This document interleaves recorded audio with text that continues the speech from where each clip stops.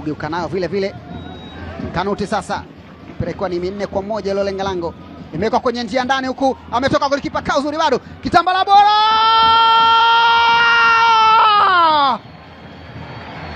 Jafte Kitambala bora.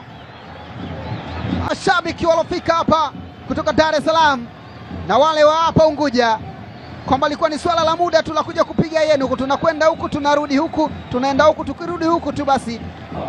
Sadio Kanuti alidribo mara 3 akaiweka ile.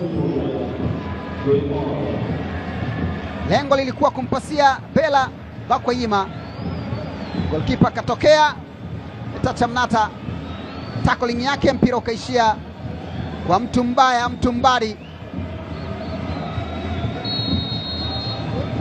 Azam FC wanatangulia, alikuwa na goli lake nje tu kule, kaenda akamwambia kama kawaida kushoto ni mara 2 na kulia ni mara 2 kabla ya kupiga eno. Akaenda ya kwanza kushoto, karudi kulia, akaenda ya pili kushoto.